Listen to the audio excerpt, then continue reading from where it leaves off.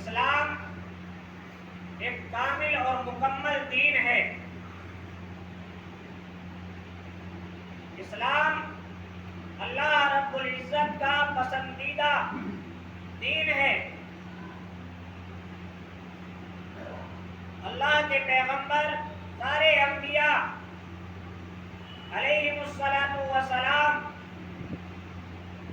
لوگوں کو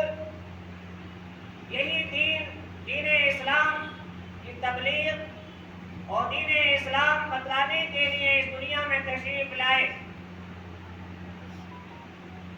اور سب سے آخری نبی خاتم النبیین حضرت محمد الرسول اللہ صلی اللہ علیہ وسلم پر یہ دین اسلام کامل اور مکمل کر دیا گیا قیامت تک کے لیے۔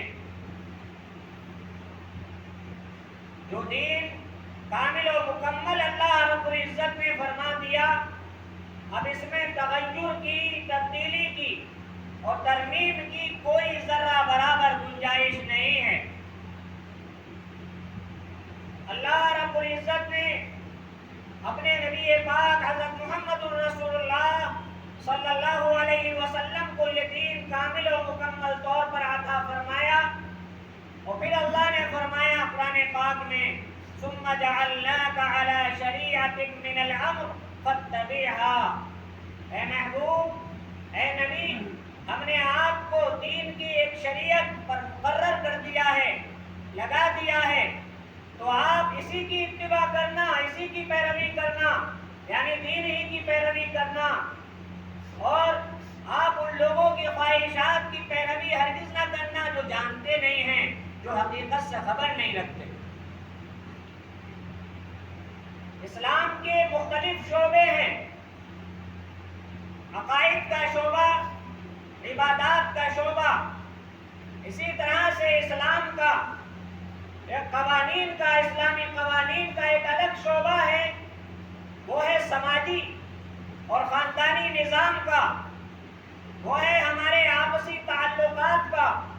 اور ایک دوسرے کے حقوق کا، جو اسلام نے ہم کو ایک دوسرے کے حقوق متعین فرمائے، جو اسلام نے ہمیں بہترین عائلی اور سماجی دستور عطا فرمائے، اور یہ عائلی اور سماجی دستور اور قانون یہ اسی طرح سے اللہ کے عطا کیے ہوئے ہیں، اللہ نے عطا فرمائے ہیں، اللہ نے مقرر فرمائے، جیسے اللہ نے نماز مقرر فرمائی ہے،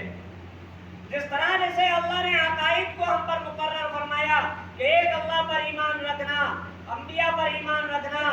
اور رسولوں پر اور قیامت کے دن پر اچھی بری تقدیر پر ایمان رکھنا، یہ اللہ نے عقائد ہم کو عطا فرمائے، عبادات اللہ نے ہم کو عطا فرمائے، اور اس پر ہر ایک مسلمان کا یقین اور ایمان، اسی طرح سے سماجی قانون یہ اللہ نے ہم کو عطا فرمائے،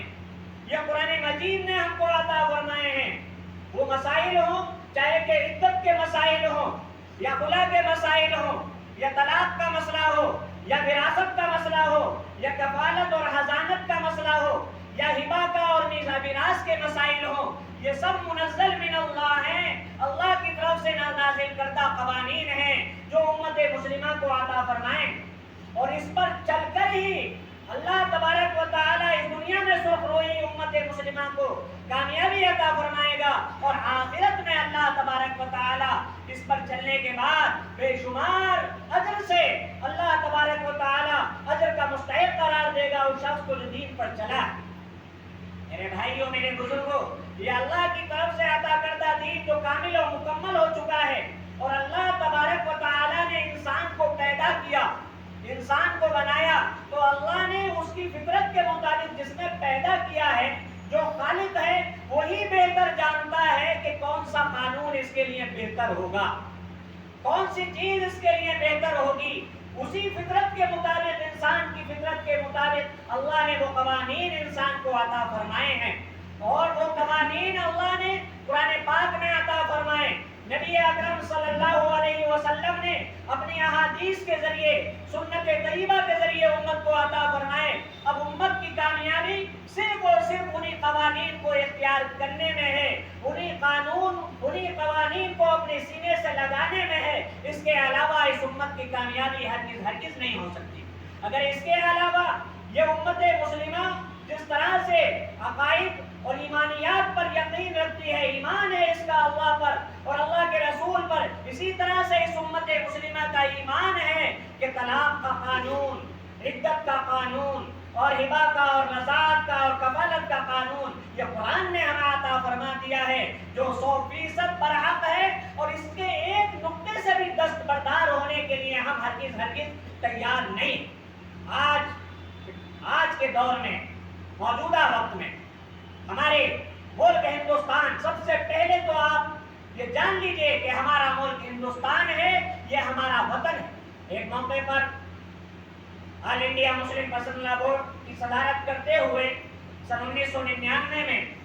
حضرت مولانا سید ابو الحسن علی میاں ندوی رحمۃ اللہ علیہ نے جو ٹوک کہا تھا، وہاں پر یہ خطبہ دیا تھا کہ ہم نے اس ملک میں رہنا، اس کو وطن بنانا اپنی مرضی سے اختیار کیا ہے۔ اس ملک کو، ہندوستان میں رہنے کو اپنی مرضی سے اختیار کیا ہے، کسی کے جبر سے ہم اس ملک میں نہیں رہ رہے ہیں، کوئی ایسے کہ کوئی کراہیت کی بنیاد پر نہیں رہ رہے ہیں، بلکہ اپنی مرضی سے، اپنی چوائس سے اس ملک کی شہریت اختیار کی ہے۔ اور ملک نے ہمیں، ملک کے قانون میں، یہ ملک جمہوری ہے، اس میں متعدد تہذیبوں کے لوگ، متعدد فکروں کے لوگ یہاں پر رہتے ہیں۔ یہاں کا قانون جمہوری ہوگا، ہر ایک کو اپنے مذہب پر رہنے کی آزادی حاصل ہوگی، ہر ایک کو اپنے زمین کے مطابق چلنے کی آزادی حاصل ہوگی۔ یہاں پر کوئی یکساں سول کوڈ نہیں ہوگا، ایک جیسا قانون نہیں ہو سکتا۔ آج جو ہماری حکومت، جس نے کہ جو ہمارے لا، انڈیا کا لا ہے، وہاں کے اس نے کمیشن نے یہ ایک رائے طلب کی ہے سارے لوگوں سے کہ بھائی یکساں سول کوڈ کے لیے کیا رائے ہیں، تو اس میں زیادہ سے زیادہ آپ حضرات کی بھی رائے طلب کی ہے، امت مسلمہ کی بھی رائے مانگی گئی ہے، لیکن افسوس، سب افسوس، اس معاملے میں ہم بہت پچھڑتے چلے جا رہے ہیں، اس معاملے میں ہم بہت پیچھے ہیں۔ یہ ایک احتجاج کا بہت اچھا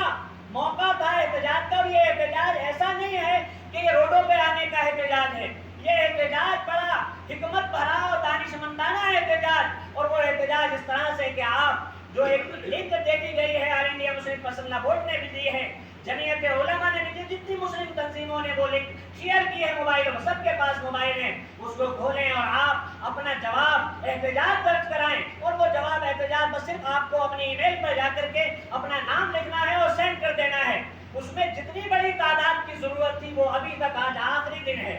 رات کے 12 بجے تک کا آج کا وقت ہے، آخری دن جتنی بڑی تعداد ہونی چاہیے تھی، افسوس امت مسلمہ کی وہ تعداد، احتجاج میں وہ تعداد شامل نہیں ہوئی۔ اور جانتے ہیں آپ حضرات، یکساں سول کوڈ کیا ہے؟ یہ امت کے لیے، امت مسلمہ کے لیے بہت ہی خطرناک ہے۔ یہ اوروں کے لیے نہیں بنایا جا رہا ہے یکساں سول کوڈ، یہ صرف اور صرف اسلامی کو پرسنل لا ہے، جو ہمارا پرسنل لا، ہمارا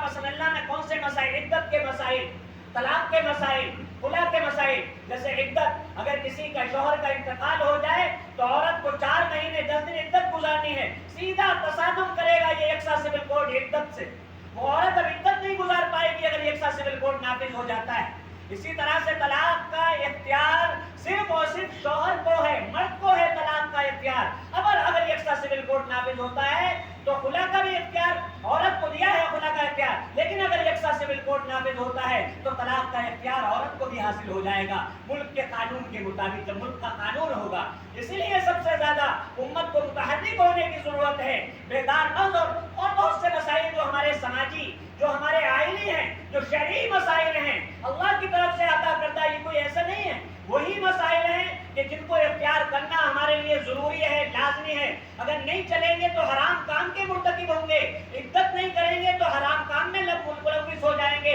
طلاق کے مسئلے پر عمل نہیں کریں گے تو قرآن کی مخالفت کریں گے، شریعت کی مخالفت کریں گے۔ اس لیے ہمارے لیے تو اس سے الگ ہونا ناممکن ہے، ایک مسلمان کے لیے ان مسائل سے الگ ہونا بالکل ناممکن ہے۔ اسی لیے ہم اسلامی قوانین کے ایک نقطے سے بھی دستبردار ہونے کے لیے تیار نہیں ہیں۔ مسلمان بھوکا مر سکتا ہے، مسلمان ایک وقت میں کپڑے پر گزارا کر سکتا ہے، لیکن اس کی شریعت پر آ جائے، قرآن کے قوانین پر آ جائے، اسلام پر آ جائے، یہ گوارا نہیں کر سکتا۔ اس لیے بیدار مغزی کے ساتھ ابھی وقت ہے، آپ لوگ نماز سے فارغ ہونے کے بعد اپنے اپنے موبائل اٹھائیں، آل انڈیا مسلم مسلح بورڈ کی کو سرچ کرنے کے بعد آپ احتجاج درج کرائیں، زیادہ سے زیادہ بڑی آپ نے اپنے دوستوں کو بھی شیئر کریں، رات کے 12 بجے تک زیادہ سے زیادہ احتجاج درج کریں، آپ کی آواز پہنچنی چاہیے کہ ہمیں یکساں سول کوڈ نہیں چاہیے، بلکہ ہمیں ہندوستان میں اپنے مذہب کے مطابق رہنے کی، جیسے کہ ہماری جمہوری قانون نے اجازت دی ہے دفعہ 25 میں، اسی دفعہ 25 کے مطابق ہمیں اپنے دستور پر عمل کرنا ہے، اپنے ملک کے دستور پر بھی، کہ ہر ایک شہری کو، ہر ایک وطن میں رہنے والے کو اپنے مذہب پر رہنے کی آزادی ملک میں حاصل ہوگی، اپنے مذہب پر چلنے کی آزادی حاصل ہوگی، چاہے کہ وہ کوئی سا بھی مذہب کے ماننے والے ہوں، ہندو ہوں، سکھ ہوں، عیسائی ہوں، مسلمان ہوں، سب کو اپنے اپنے مذہب پر رہنے کی آزادی ہے، وہی ہم کو مطلوب ہے، وہی ہم چاہتے ہیں، اپنا احتجاج زیادہ سے زیادہ درج کرائیں۔ دعا ہے کہ اللہ تبارک و تعالی ہم سب کو بیدار مغزی کے ساتھ اس ملک میں اپنی شریعت پر، قرآن پر عمل کرنے کے ساتھ اس ملک میں رہنے کی توفیق عطا فرمائے۔ اقول قولی ھذا استغفر اللہ لی ولکم ولسائر المسلمین فاستغفروہ من کل ذنب انہ هو الغفور